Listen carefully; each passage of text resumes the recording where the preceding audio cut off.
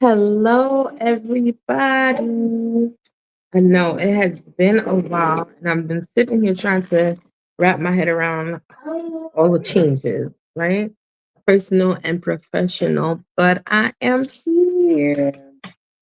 So today I wanted to get into vocabulary, right? And teaching vocabulary. So our son is now 2 years old. And so by the age of two, children should know at least 50 words.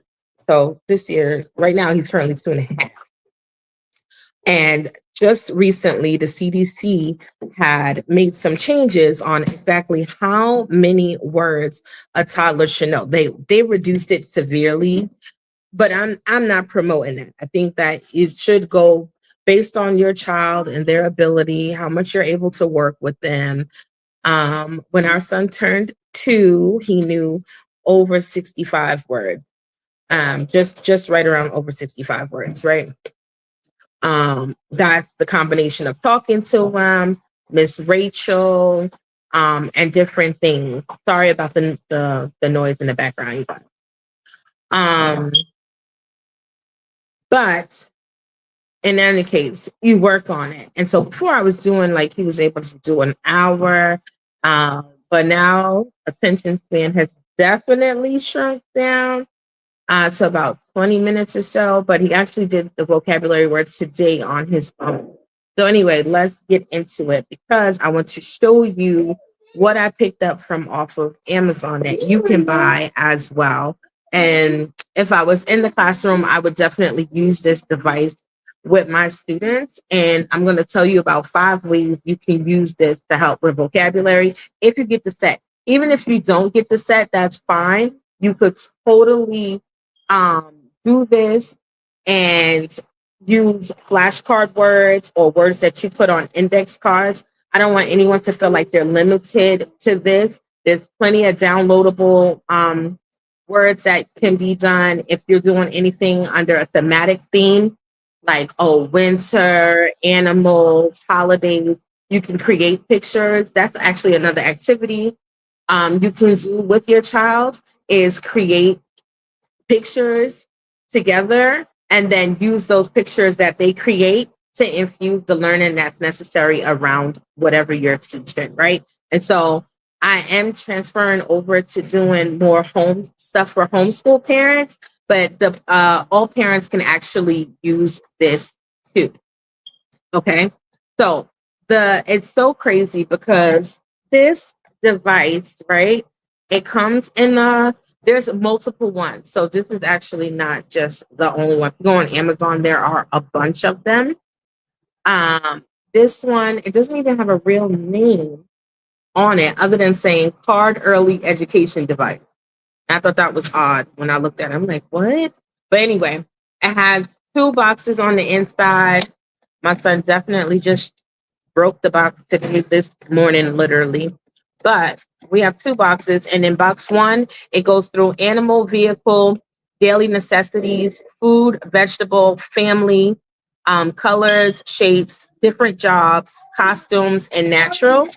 And in box B or box two, it does letters, numbers, weeks, months, seasons, the body parts, toys, amusement, necessity, balls, instruments, weather, actions, position, home, place, behavior, emotions, and adjectives. And so altogether, it's about 500 plus words, which is enough to get you through an entire school year.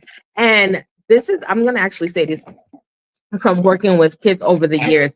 This is great for toddlers to start off with, but this is definitely something that can still be used all the way, probably through elementary, up through elementary, right? And so those are the cards, as you can hear my son. This is the device, and I'm gonna put it on for you. They're chargeable. They don't need batteries. Let's play now. And so I have one of the animal cards. The child slips it in. Dragonfly. Dragonfly. And so that is literally what it does. You put the card in, it's going to say it what the picture is. And so you can have the child literally um, listen to it, repeat it, do it again until they understand the connection between the word, or in this case, the animal, and what they look like. And in this case, the sound that it makes. I don't know if you heard um, the animal make the sound, but I'll do one more. So as you can see, it made the sound for the hippo. And then one more.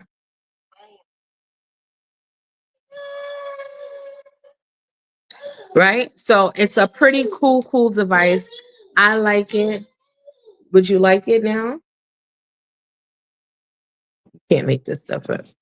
So then some other ways I wanted to get into was like 5 ways you can use these cards. The first way is just what I showed you with putting the card in the device and having the child listen, point to it, repeat it. The second one is actually doing a scavenger hunt around your house or around your classroom, depending on wherever you are with this, right? You could place the cards because they are already categorized. Like, see, these yellows are animals, the blues are vehicles or goods, right? So I got a school bus here and I have a spoon here. And so they have modes of transportation and different goods and stuff like that. Clothing is purple, and as well as the colors. And then the greens are food and fruit, right? And so because they are already categorized, you can make your own thematic play with it. Like today, we're going to focus on foods only. Let's find the citrus fruits, or let's find fruits in general. And let them go on a scavenger hunt. This way, they're moving around. You're getting some kinetic involvement to the learning.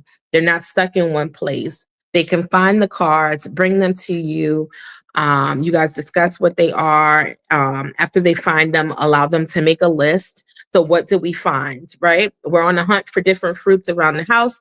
What did we find? That's one way. A segment to that, which I didn't even list out for this segment, is that if you have the fruits in your house, let them go find the actual fruit. So show the card. Oh, guess what? Strawberry. Do we have strawberries in the house? Let's go. If you are doing homeschooling and you make a segment about fruits, take them on a venture to a local farm, the supermarket, a farmer's market. Let them see if they can find these actual fruits and fruits in that place. Okay. So I just want to make sure I say that, because that's just another way of utilizing these cards and bringing them into whatever you're teaching your child. The next one is simple sentences. You can have the pile of the cards on the table like I do.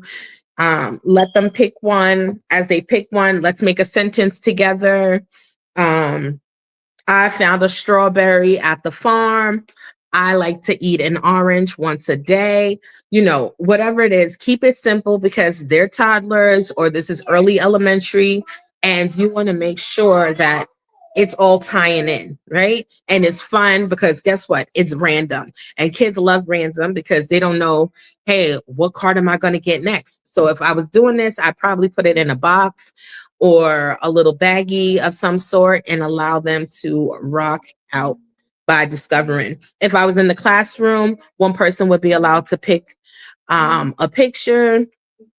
Then the whole class would have to write a sentence behind it. Or because there's so many cards in this set, each student in the class gets a card, or and they can rotate with a neighbor. And lastly, if I was in the classroom, I would also take the cards, um, not only allow for a swap, but put the cards around the room into stations and let the kids walk around with their pencil and notebook, and whatever card you stand in front of, you have to make a sentence for. So that's just a few ways to use the cards like that. The next one is focused on spelling of the words. So again, doing a random pull out of the card and then asking the child to spell it. So, oh, the card I got is strawberry. Spell strawberry for me. Allow them to sound it out. Talk about the letters that are in it. If it's something that's phonemic and stuff, obviously, if you're doing um, preschool, toddler, kindergarten, maybe start off very small with like 3 or 4 words, right? Some people might even disagree with me and say, no, just do 1 to 2 words. It depends. It really depends. You got to know your child or your group of students and what they can handle, right? Um, Traditional school will do 10 vocabulary words a day. At Reading for Smiles, we used to do 10 vocabulary words a session, which is why my kids were always advanced in a lot of ways because they're using the words constantly. They're in front of them, and it had something to do with the theme that we were teaching for the month. Next would be a word scramble. Scramble the letters on the word. If you have one of those whiteboards, your own chalkboard in the house, one of the the smaller wipe off boards that you can even get from the Dollar Tree, and have a marker, scramble the words, and allow them to figure out, well, what words have that. I would only really do that if one, the child is advanced in knowing their vocabulary, and two, if you have been focusing on a small set. So again, I'm going to go back to fruits. Fruits is our focus for like the next week or two. And I know that we've been studying these 5 to 10 words. And with that being said, you're going to know how to, because of the usage of the words and how many activities we have done with them, the child will start to pick up what letters are actually in that word. And that's the good thing about using these type of picture cards, because the word is going to be at the top, the picture is here, they're constantly seeing it and interacting with it, right? Next, after the word scramble, I would go guess what I have. So actually, this is like 6 things to do, but I'm just adding in extra for y'all. Uh, Guess what I have. So take the card, describe it, right? Oh, what fruit is red? Has a little bit of green on the top. You can see the seeds on the outside. They're small, they're sweet. You can put them in smoothies, whatever your description is, because your child or your students are going to know how you interact with the word. Give them all the characteristics that you can list out and let them guess the fruit. So, what fruit am I talking about? Oh, strawberries. Oh, great, great, great. And so, having fun with them in that way, making it mysterious, making it gamified, because that's what this generation is all about.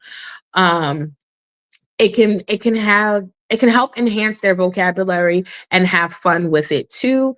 I always say literacy does not have to be boring, but it does need the engagement, and it's the experiences that children remember that actually allow them to remember what they learned.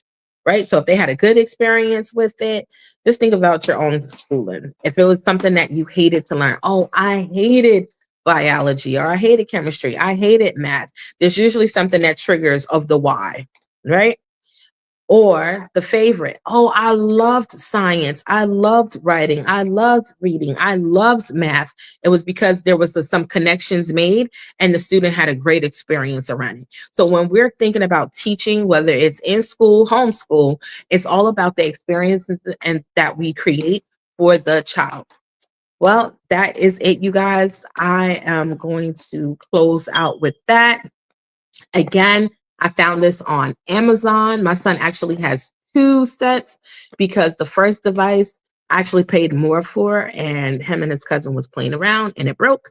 So I actually found a cheaper set. This was like $10 or less, and it has lasted, and it actually came with more vocabulary words than the higher price one. So time people are in a crunch, this is that.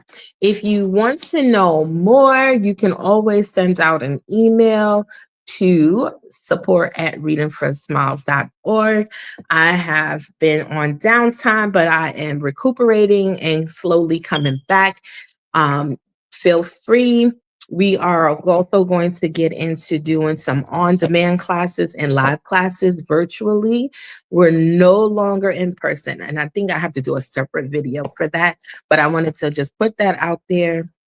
that services are being rekindled through the online platforms and through our on demand classes. This way, you can pay for a class that your child may like, try it out, see if it's a fit, become a monthly member, and have access to all of our classes.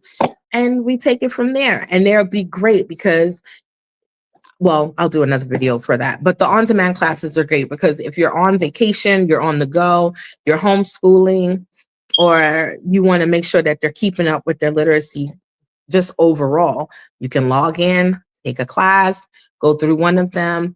Um, it's around 30 minutes to an hour, depending on what the course is, and have them engaged in learning for that hour while you take care of something else. Trust me, I am learning too on the balancing of the raising the children, the business, working from home, and all these different things. And we were able to welcome a lovely newborn into our baby, into our lives. And so the baby is only 2 months, and so it's a lot. But we are here. Miss Robinson is here. I am back, and so is Reading for Smiles. And I'll be sharing different things and sharing different things with my son as he's learning and progressing too. Because guess what? It takes a village. So I hope you enjoyed. I will talk to you guys later. Bye.